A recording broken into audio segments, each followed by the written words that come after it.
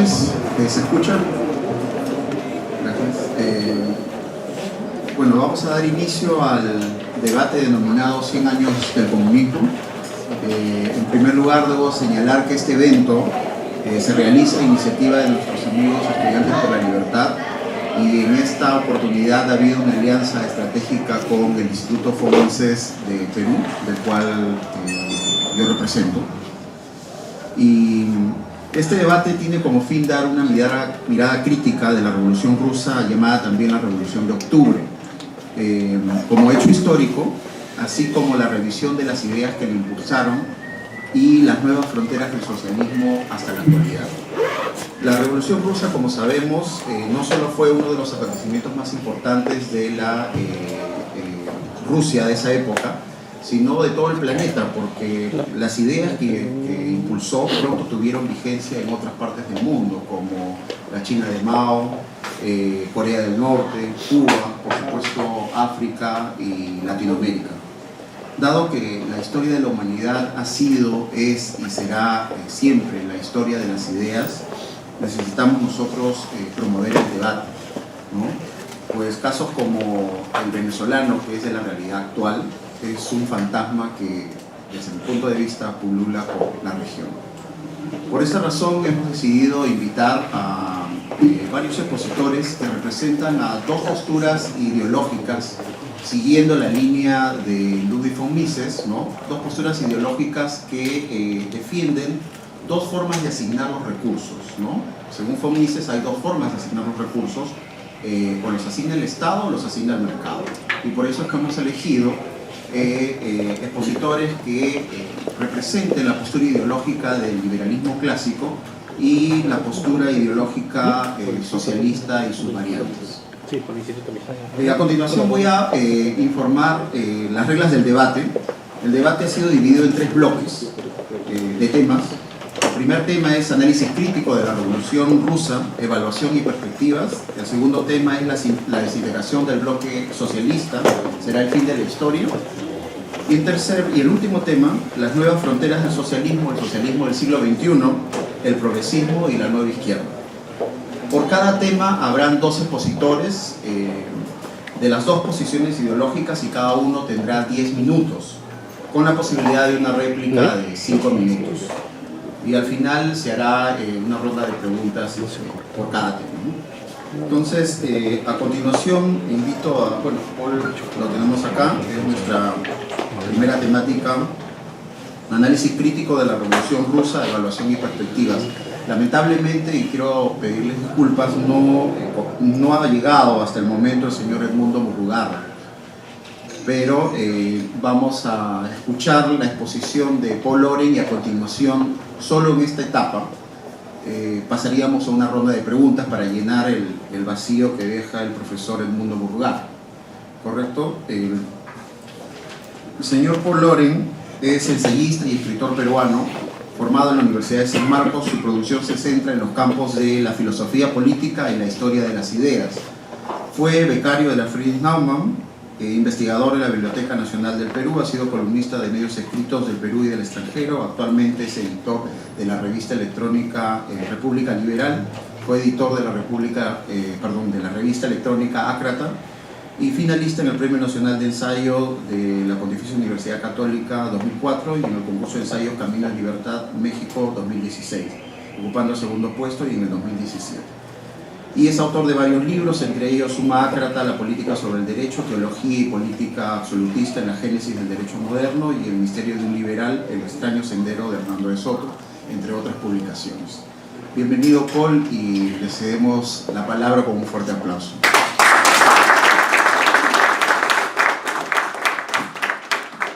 Bien, muchas gracias. Me hubiera encantado el debate, pero y ustedes seguramente lo hubieran disfrutado, pero bueno, hay que tomar las cosas como bien, ¿no? Que es un principio liberal, no hay que hacer un drama de nada, simplemente vivir y disfrutar el momento. Así que buscaré en esa medida de llenar ese vacío a solas, pero con ustedes siempre. Yo me acuerdo, a ver, hay un libro que me encanta. En general, la literatura rusa del siglo XIX es parte de mi vida, me fascina. los admiro en gran medida. Y después salté a la literatura rusa del siglo XX, y el primero que tomo es Pasternak, como el doctor Zhivado. Y por eso mismo me resistí durante mucho tiempo a ver la película. Y la película la vi ya bastante grande.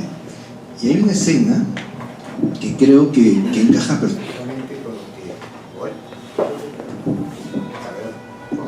que... A ver, hay una escena que encaja, creo yo, perfectamente con lo que para mí y para mucha gente de mi generación seguramente, y para mucha gente en general en el siglo XX, es la Revolución Rusa. ¿A qué me refiero? La primera escena de la película tenemos, una de las primeras, ¿no? La gente marchando por las calles de Petersburgo, ¿no? Con una emoción muy grande, porque había caído el zar y el pueblo tomaba el poder, y era la épica, ¿no? Claro, esa es la película, la realidad es otra cosa. En la película tiene a la gente marchando con mucha emoción de que al fin van a vivir un cambio en positivo, en clave optimista, y en el camino, en esa marcha, se les mete un individuo que también aparentemente mostraba esa misma emoción.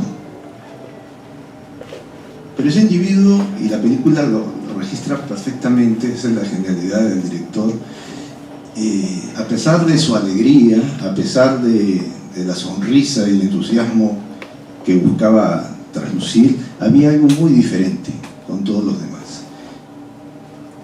Mientras que en los demás se notaba cierta inocencia, en este hombre lo que había es falsedad. Él sabía a qué iba. Su sonrisa, su emoción era totalmente fingida. Y esa imagen en la película me cautivó de una manera enorme, porque de eso se trata. La Revolución Rusa es una de las, no de las mayores, es la mayor estafa del siglo XX sin lugar a dudas, y es una de las mayores estafas de la historia de la humanidad. Y pensar que todo nace de una visión religiosa. El pueblo ruso es sumamente religioso, lo sigue siendo, a pesar de 80 años de presencia de una ideología y un Estado que propugnaba el ateísmo y demás. Yo soy ateo, ¿no? Es decir, no voy por el lado de que la religión, no, estoy tratando de describir un hecho, no quiero que se confundan las cosas, y porque la religión al fin y al cabo en el ser humano tiene un peso muy grande. Y hace 100 años Rusia era básicamente un país enorme, con millones de ¿qué? De proletarios, de industriales, de gente con iPad, obviamente nada parecido a eso, ¿no? Con millones de campesinos muy pobres, y que durante siglos estuvieron así. No es que se empobrecieron en ese momento, ya venían de siglos de servidumbre y prácticamente podemos decir de esclavitud, de semi-esclavitud, y la servidumbre era un estatus puramente legal que se dio en Rusia desde el Estado. Eso es algo interesante. La servidumbre en Europa de la Edad Media se fue extinguiendo al finalizar la Edad Media, la Baja Edad Media. Un autor como Jean Baudin, el famoso jurista de los 6 libros de la República, y también tiene algunos tratados de economía, él señalaba en el libro sobre los 6 libros de la República de que la servidumbre en Europa no existe. Estamos hablando de un autor de mediados del siglo XVI. Pero en Rusia sí. Pero claro, para un autor de ese periodo, Rusia no era Europa, no lo era, ni siquiera Alemania. Para Maquiavelo, Alemania era Asia, no era Europa. Y cuando Baudin hablaba de la servidumbre, no existe en Europa, estaba refiriéndose a Francia, a los Países Bajos, norte de Italia, incluso pues España, Inglaterra incluso. Claro, los Países Bajos, que en ese momento conformaba lo que hoy día es Holanda y Bélgica, ¿no? Pero sin embargo, eso pasaba en Rusia. Hasta el siglo XV no existía una gran servidumbre en Rusia. Había zonas donde había ciudadanos, es decir, había ciudades libres donde habitaba gente con derechos. Y es en el mismo siglo XV, comienzo del siglo XVI, de que un zar, un autócrata, va a decretar que los campesinos libres sean siervos. Y eso se va a mantener por siglos.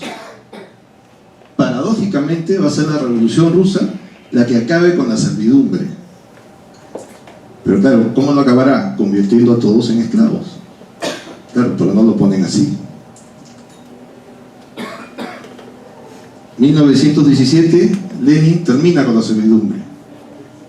¿Y alguien puede decir que hasta el año 89 había rusos libres? Obviamente no. ¿Por qué eso pasa en un país como Rusia? Esa es la pregunta del millón. Y es interesante porque el impacto de la Revolución Rusa va a ser inmenso hasta el día de hoy. Porque lo que va a suceder en 1917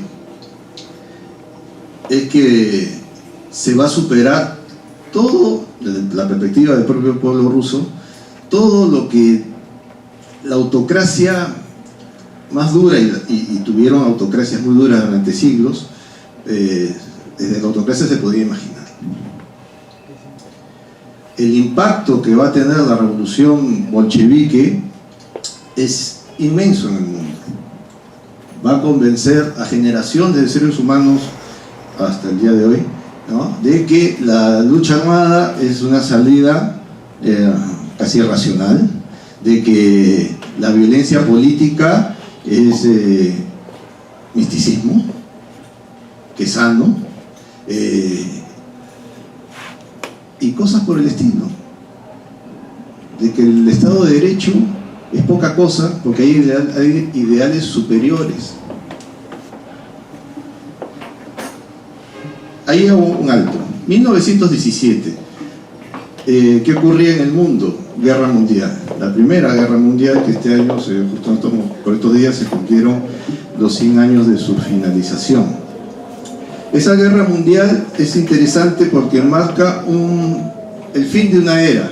Y esa era que se termina no es otra cosa que el mundo liberal, ¿no? Creo que está el doctor Murugarra. Sí, adelante, ¿no?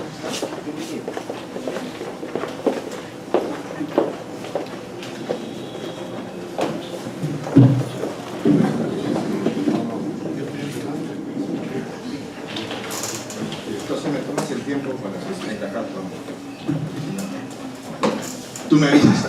Entonces, tenemos ahí un esquema en el cual un mundo concluye. Ese mundo, ¿qué es? Un mundo de represión, de explotación.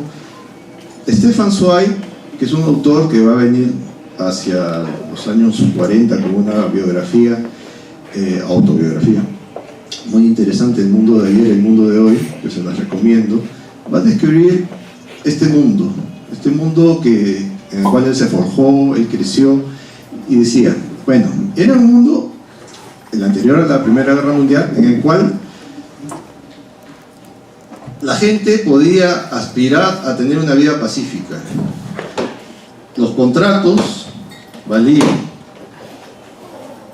Y cuando digo los contratos valían, no estamos hablando de un esquema estamental en que solamente valía el mundo de los contratos para los grandes empresarios, sino en general. El poder ser un ciudadano con ejercicio de derechos y medir la legalidad desde un punto de vista de que todos son iguales ante la ley, a eso apuntaba ese mundo. No había gente, y si lo había, era prácticamente detectable en el momento en el cual se podía distinguir quién huía de la legalidad, ¿no? Era un mundo en el cual había surgido el proletariado. ¿Por qué había surgido el proletariado? Porque cayó del cielo o brotó de la tierra como un milagro. Surgió el proletariado porque había industria, porque había capital, porque había fábricas, se instalan las primeras fábricas en el siglo XIX y en el mundo en general.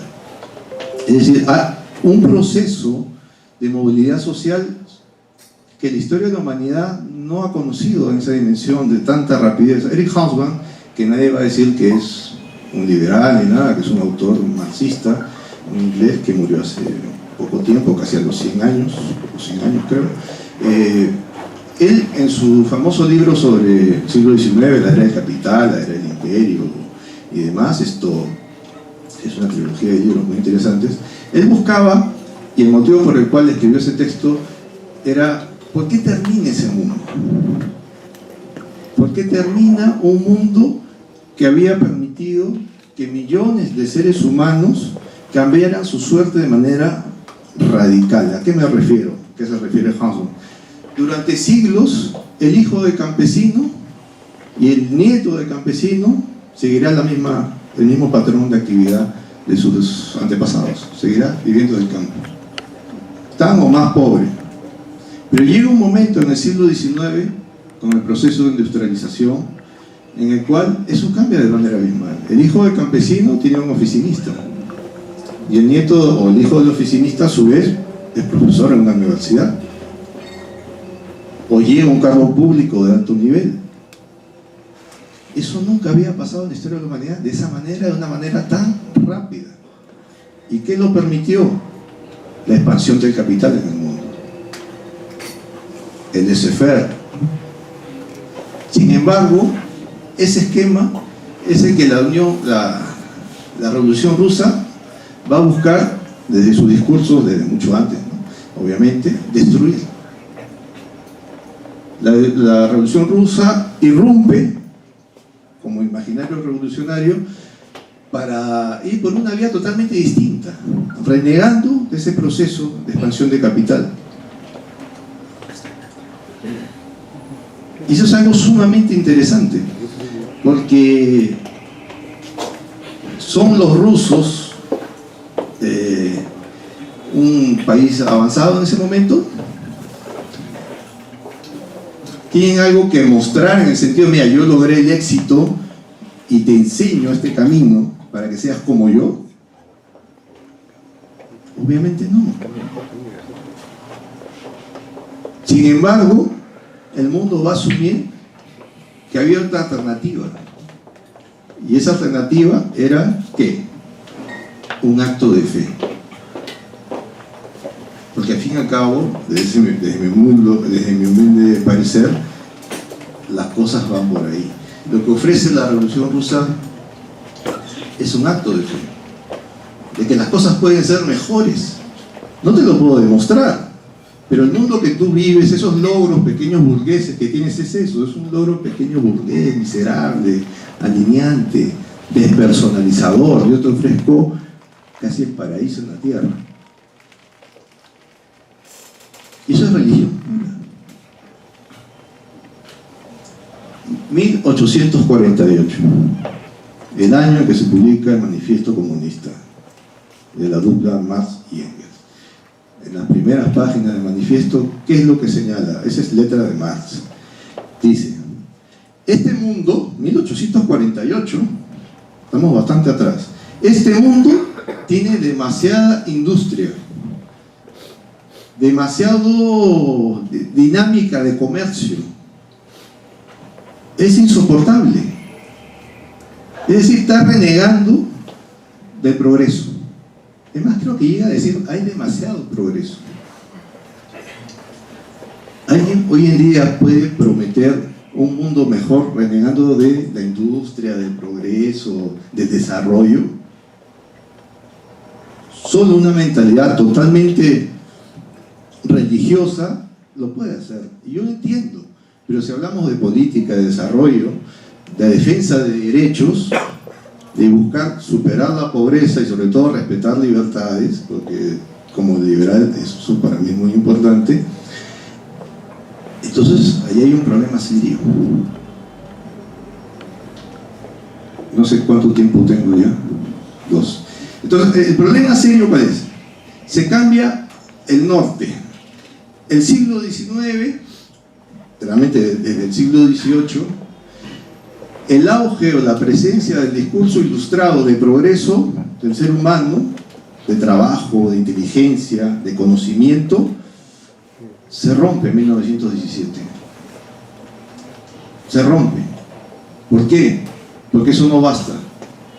Hay que creer en algo más. Y ese creer en algo más te exige ¿qué? Destruir o no ver que el trabajo es la base del desarrollo de una sociedad, que el conocimiento te puede llevar a mejores posiciones. No, hay que creer, sobre todo creer en un líder. Entonces, lo dejo ahí porque creo que ya pasé el tiempo. Gracias. Muchas gracias, Paul. Antes que nada quiero dar la bienvenida al profesor Edmundo Murrugarra para escuchar sus interesantes reflexiones. Reitero, el primer bloque, como tema de discusión es análisis crítico de la Revolución Rusa, evaluación y perspectivas. El profesor Edmundo Murrugarra es educador. Ahí nomás ya déjalo, es profesor. Punto. Ok, perfecto. Adelante. Culpa mía. Adelante, profesor. Ya, muchas gracias a los organizadoras, o las organizadoras. A un evento que me convocan los estudiantes no puedo faltar por muchas razones, entre otras, en primer lugar, el profesor. La profesión más linda, dicho sea de paso. Claro, lo soy de niños pequeños, profesor de educación primaria, de escuela, que es. Ya, para abreviar, en primer lugar, yo recién conozco a Paul Laurent, Paul Laurent. Me extraña, Paul, lo que estás diciendo del manifiesto comunista. El manifiesto comunista empieza, un fantasma recorre Europa, el fantasma del comunismo. Y autores, eso sí, de todas las ramas, consideran que el manifiesto comunista es el elogio más grande que hay del capitalismo. El manifiesto comunista. Si justamente alguna de las cosas que hay que criticar a Marx es que en alguno de sus trabajos él confía tanto en la ciencia y en la tecnología que Anya Skyler, la filósofa húngara, justamente le escribió varios libros diciéndole que estaba por ahí errado. Su debate con Malthus, el cura inglés, sobre el tema de la población, donde Malthus decía, bueno, la naturaleza tiene su manera de controlarse, matando gente, las enfermedades, las plagas, etc. Y Marx contra él le dice, pero no hable barbaridades, la ciencia, la tecnología puede llegar uno a producir tanta cantidad de alimentos que ya no habrá hambruna y tanta cantidad de remedios que curará todas las enfermedades. Ese es un fanático, justamente Marx, el siglo XIX, es de la ilustración, del racionalismo. Y lo que finalmente hicieron los continuadores, en el caso ya los rusos, Lenin, etc., fue, si algo hicieron, es desarrollar a tal punto la ciencia y tecnología que convirtieron a Rusia, en las condiciones que lo ha escrito Paul, que era un país atrasadísimo, en una potencia mundial. ¿Quién le disputa la cohetería cósmica? A nadie. Es decir, el número uno en la técnica esta. Dejo el punto ahí porque hay que, justamente, la Revolución Rusa, si alguna cosa ayudó a hacer, fue convertir a Rusia en un país, etcétera, etcétera, en una potencia mundial. Y hemos vivido, no se repitió Hiroshima y Nagasaki gracias a que hubo Rusia. Y hemos vivido ya 70 años en el terror de la guerra atómica, que se llama Guerra Fría. Gracias a que, bueno, si tú tiras un bombazo, te tiro otro. Y ahora por encima de la atmósfera, con estos cohetes intercontinentales, donde está Corea del Norte haciendo sus pininos. Eso es, ahí está. Y por eso se equilibró el poderío mundial. No hubo otra Nagasaki, Hiroshima. Felizmente ha habido ya las guerritas estas con el Kalashnikov, con el fusilito ese famoso. También ruso, del ingeniero Kalashnikov, fusil de asalto, número 1 en el mundo. En tecnología. Dejo este punto ahí, justamente porque además para señalar que gracias a la Revolución Rusa, que le quita al zarismo de la Primera Guerra Mundial. Ahora se ha conmemorado 100 años de término de la Guerra Mundial. Y justamente los rusos, ayudados por el mismo alemán Kaiser, Lenin lo lleva en su tren secreto, blindado, a Lenin, hacen la revolución y por supuesto aceleran el término de la revolución rusa, de la Primera Guerra Mundial. El segundo, Rusia pagaría el precio más alto en la Segunda Guerra Mundial. El mayor número de soldados muertos son rusos, bueno, soviéticos en aquel momento. No sé cuántos millones, de los 50 millones de muertos, 25 son millones de rusos. Porque se había convertido en una potencia, y gracias a que fue potencia tecnológica y científica, junto al nacionalismo eslavo, lograron derrotar al nazifascismo y terminó la guerra mundial. Y esos son logros gigantescos. Hay otros logros que hay que señalar antes de pasar a los fracasos gigantescos también. ¿Cuáles son? El tema de la literatura, las artes, las ciencias, aparte de las ciencias de las artes. No quiero extenderme mucho, pero en la renovación del comienzo del siglo hasta el primer tercio del siglo, gran parte es de ahí. Y tiene que ver con la tecnología y las artes. ¿Qué cosa enseñó el cine? Einstein y todo Hollywood. Vienen de ahí. Estos, Beethoven, Einstein y no sé cuántos otros maestros rusos van a trabajar en Hollywood en la década del 20. Dejo el tema, y para no hablar de la continuación de la literatura y de la música y de la vieja creación, aporte ruso al mundo, creación de los Ares, el ballet clásico, que lo han continuado al esplendor actual. Dejo el punto ahí porque quiero más referirme justamente porque el marxismo que estamos recordando por 100 años es el socialismo o el comunismo, se alimenta del marxismo europeo, del socialismo marxista, o como llamamos del socialismo eurocéntrico, del pensamiento marxista que miles de años atrás va a plasmar en el socialismo eurocéntrico y que siglos antes ha plasmado la modernidad occidental. En otro caso, el marxismo que estamos recordando es uno hijo de los más entrañables de la modernidad occidental y de Occidente en general. No es algo extraño a Occidente. Y justamente algunos de los problemas que tiene y lo han traído abajo es porque tiene la marca, la matriz de la civilización occidental que está ahora en un callejón sin salida. Y ahí empecemos por el primero.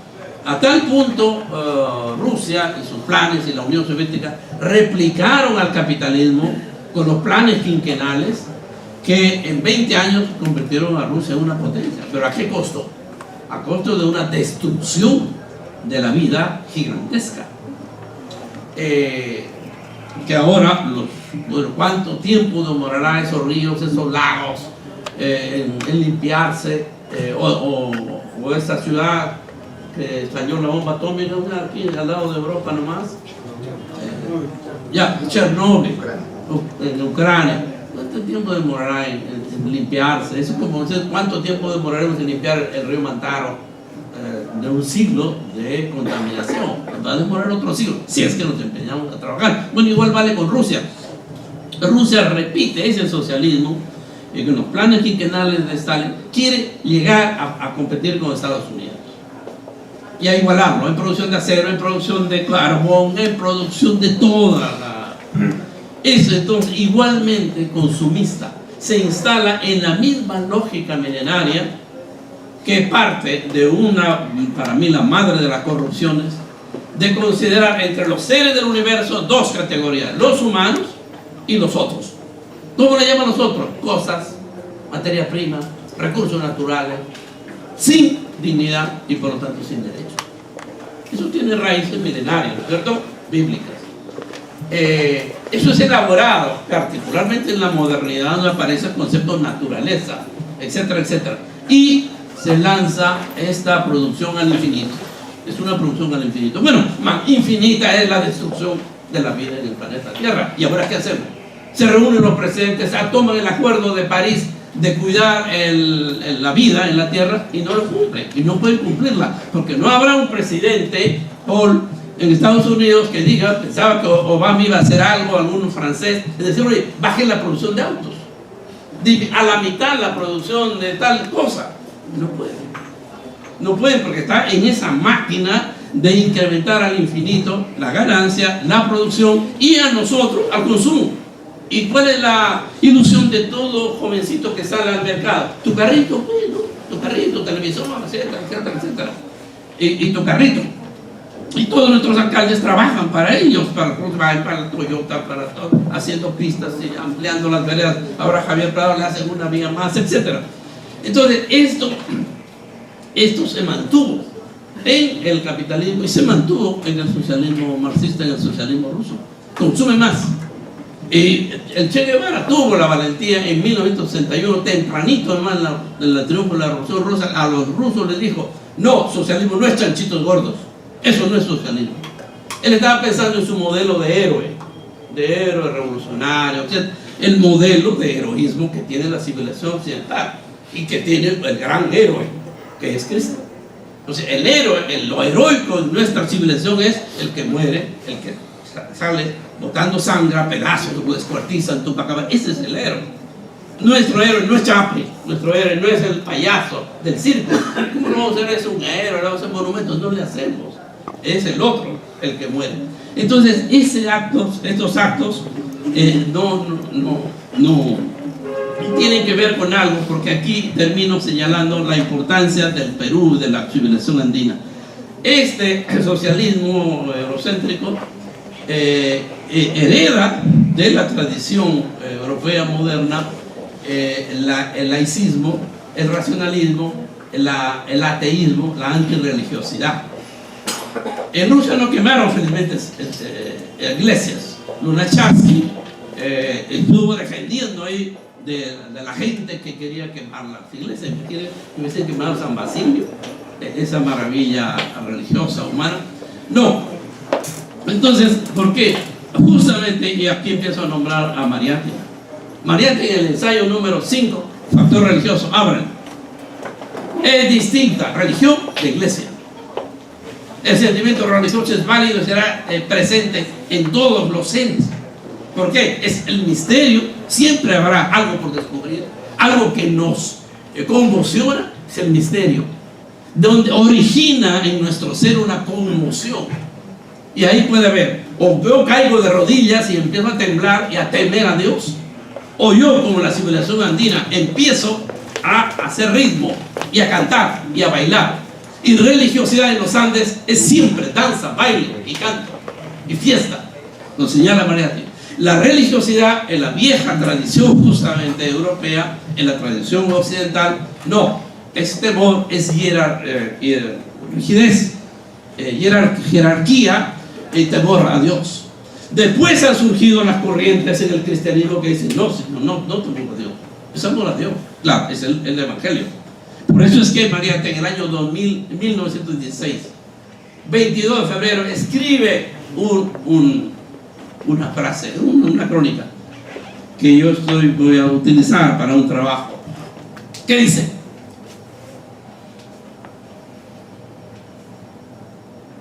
¿cuánto más dulce y tierno sería el evangelio cristiano si al amarnos los unos a los otros le añadiéramos amad a los árboles, amad a los pájaros? 1916. Tenemos que regresar ya, pero tenemos que regresar 8 siglos después al siglo XII, cuando fue San Francisco. Siglo XI, siglo XII, para encontrar ese lenguaje. Y es que María te fundamenta otro tipo de religiosidad, no clerical, no de iglesia, y él lo hace en conversación con Marx. En defensa del marxismo pueden leer esta frase: ¿con quién está dialogando Mariátegui? Los revolucionarios no son fuertes por su ciencia, son fuertes por su fe. Y ahí tiene razón Paul. ¿Eso fe en qué? Fe justamente en una energía transformadora del mundo, en un ser, en un demiurgo, en un Dios. Él dice: salí en busca de Dios y he encontrado una fe. ¿Y cuál era esa que llevó a tener la fe? La fe en la multitud revolucionaria, en la multitud de los trabajadores que él había acompañado antes como cronista, en la multitud del Señor de los Milagros y en la multitud de la Semana Santa, todas las cuales los consideraba justamente fiestas. Bueno, por no ser fiesta, el socialismo eurocéntrico fracasó. Por dividir y separar y parcelar mi trabajo conceptual, racional, manipulatorio del mundo, de mi sentimiento espiritual, de mi espiritualidad y de mi alegría y de mi gozo. Vas a la fábrica a trabajar, a la iglesia, ¿quieres orar? Anda a la iglesia. Ah, no puedo orar en la fábrica, no, ahí no se goza. Y si enamoro en la fábrica, no, ahí no puede. Es una parcelación, es una modernización, la modernidad, el hombre hecho pedacitos. Y justamente hoy las mismas empresas capitalistas cuestionan eso. ¿Y cómo recuperamos los sentimientos en el mismo funcionamiento de la empresa, de la fábrica? Toyota lo inició hace 50 años con pequeños esfuerzos, pero ya será otro motivo, otra oportunidad de hablar eso. Yo les pido disculpas, pero es el entusiasmo que me causa, uno, el auditorio, que sean estudiantes los que quieren examinar estos temas. Dos, encontrarme con Paul Laurent. ¿Por qué? Porque el debate más rico siempre es con mis amigos liberales, pero liberales de carne y hueso, liberales con los cuales podemos llegar a entendimiento mil. Y tres, porque hay que mirar un siglo, que fue el siglo XX, el siglo más pequeño según Hobsbawm, el siglo más corto porque inicia la Revolución Rusa y termina con la caída del muro de Berlín. Y porque estamos lanzando algo distinto. El domingo hemos estado en el cierre del Congreso Nacional de Danzantes de Tijera, que los acogió el Ministerio de Cultura y que luego, arte evitarte, la gran población milenaria yunga los ha tenido en su estadio para el concurso. ¿Y qué cosa es el danzante de tijera? Es el Illapa milenario, es el Illapa que une justamente los cargamentos de electricidad y de luz y de agua y los suelta para fecundar la tierra. Ese es el sonido de las tijeras y esas las danzas acrobáticas de estos personajes. Poco a poco van recuperando su sitio, no para expulsar la tradición cristiana u otra que han venido al occidente, porque esta cultura nunca expulsa. Lo que hace esta civilización es la maravilla, es redefinirlas, ubicarlas y dándoles un significado nuevo a lo que han aportado, y a eso han hecho con el Cristo, eso han hecho con la Virgen en todo el Perú. Por eso no hay virgen que pueda salir en su procesión sin la compañía de quién, de los diablos, pues, de los diablos, porque ahí fracasó la evangelización. Quiso mezclar o convencerlos de que el supa y el sacra era el mal, y eso no pudieron, fracasaron. No, el supa y el sacra es el espíritu travieso, es el palomín, el que no deja de fastidiar al profesor, a la mamá, etcétera. Estuviera acá, ya estuviera metiendo la cola por un lugar o haciéndome callar o apagando este micro. Esa es la labor del sacra, del supa. Por eso es que las vírgenes, por eso es que los mismos santos no dejan de tener sus bailarines diablitos, en Pampatambo, en el Altiplano, en Piura, en Cajamarca, etcétera. Y me callo agradeciéndoles a ustedes. Ok, profesor, muchas gracias.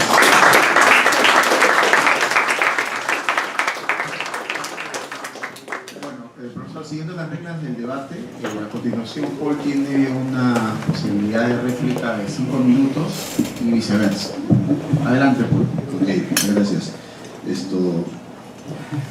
Bueno, me ha dado la razón, él es parlamentario del mundo murrugarra en relación al misticismo que estaba hablando, de lo religioso. Y es eso, ¿no? Él me dice que Marx no dijo lo que yo dije. Bueno, voy a leer la cita de Marx, que la tengo aquí, que la traje, en el Manifiesto Comunista, Madrid, página 104. Leo textualmente, la gente entre mis lentes, pero... A ver. Marx, en el Manifiesto Comunista: la sociedad posee demasiada civilización, demasiados medios de vida, demasiada industria, demasiado comercio. Se está quejando, está elogiando eso. Y esa clave de queja lo va a recoger hacia 1922, por ahí, un húngaro, Georgi Lucas, que quizás hoy día no suene mucho, pero en los 60, y estoy seguro que a Dr. Murrugarra le suena clarísimo. Georgi Lucas lo que va a retomar de Marx esa visión mística. Él no va a apostar por un marxismo industrializador, utilitario, justo lo que estaba hablando el doctor Murrugarra, sino puramente hegeliano en términos de Lucas y el propio Marx. Y eso es religión pura. Que a algunos les gusta bien, está bien, pero eso es ilustración, eso tiene algo que ver con la línea racional, no, obviamente no. ¿Cómo establecer esos linderos? Porque algunos se asumen como que a partir de esa visión casi profética el mundo es un caos, y yo, con algunos iluminados, tenemos la visión de cómo deben funcionar exactamente las cosas. Yo tengo aquí una cita de un autor, que decía al comienzo de mi intervención, que a mí me encantan los autores rusos. Hay un autor ruso que es parte de esa oleada de autores del siglo XX, pero que escribían exponiendo su vida. Y en el caso de Vasily Grossman, que voy a citarlo, es un autor que no vio publicada su obra, porque la represión del totalitarismo soviético se lo impidió. Su obra va a ser publicada 20 años después de que él fallezca, ¿no? Vida y Destino es su libro, y él tiene, voy a citarlo textualmente, porque la memoria puede engañarme, recoge una frase de Lenin sobre el tema. Me gusta esa frase, siempre que hay eventos sobre el tema lo cito, porque describe exactamente lo que es, o lo que fue, y sigue siendo, un pensamiento altamente elitista. Y ese pensamiento altamente elitista, paradójicamente, lo tiene gente que dice que responde a la voz popular del pueblo, y bla, bla, bla. Bien. ¿Qué dice? Ya, termino ahí creo que con la cita.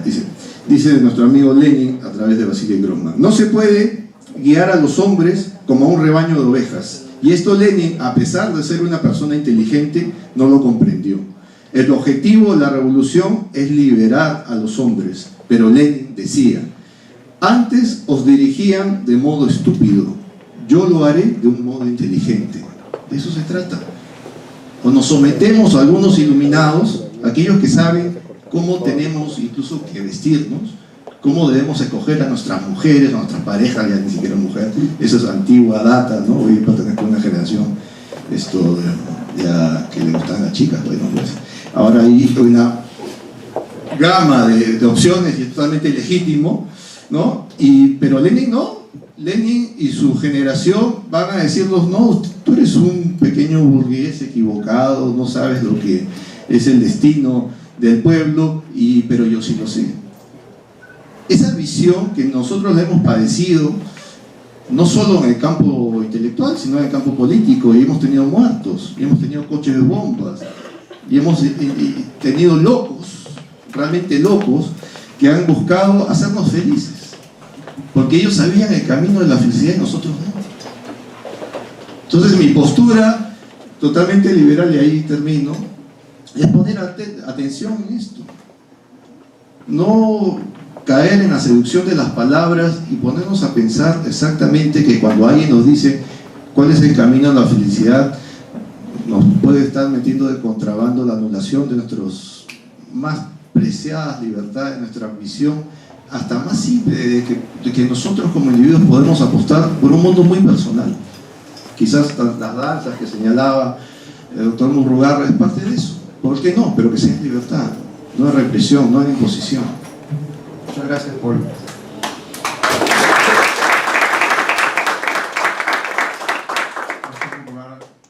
Yo convengo que ese es uno de los aspectos que llevó al fracaso del socialismo marxista o el socialismo eurocéntrico, y tiene que ver con esta tesis que denominamos el determinismo económico, que comparten el socialismo marxista y el liberalismo.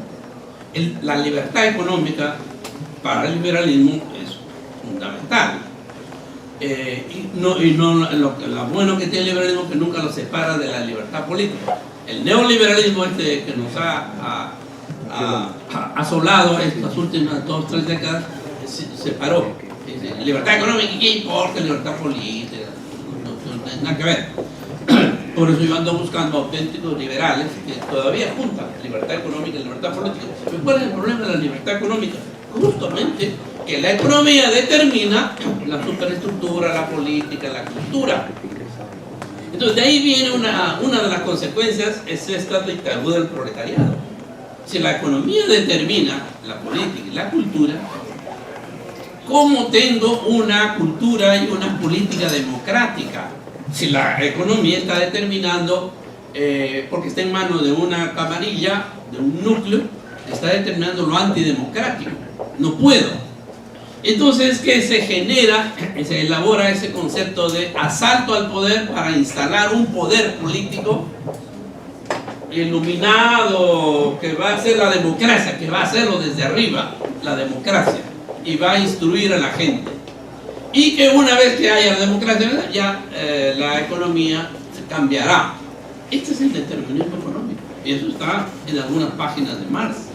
Justamente no confían en la fuerza, en el tipo de materia. Marx, sin embargo, en un texto que si quieren estudiarlo, búsquenlo, en la crítica a las tesis Feuerbach, un amigo de él, mayor que él, que hace una crítica al cristianismo, pero él tenía un grupo de los hegelianos de izquierda, es donde los hermanos Bauer elaboran este concepto de la religión, el opio del pueblo, que no lo elaboró Marx. Él lo va a usar en algún momento, pero no es su elaboración. ¿Por qué? Porque él ha escrito las tesis Feuerbach. En las tesis Feuerbach, las 3 primeras tesis, justamente es esta concepción de la materia como un ser espiritualizado, como un ser vivo, donde disuelve el sujeto y el objeto. La tesis es eso. ¿Qué es eso de objeto y sujeto? Critica la ciencia.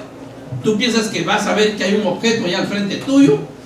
Pues la física cuántica desde el año 20 demuestra que no hay eso de sujeto y objeto separado, que somos la misma madeja y que uno reacciona como acciona en respuesta al otro.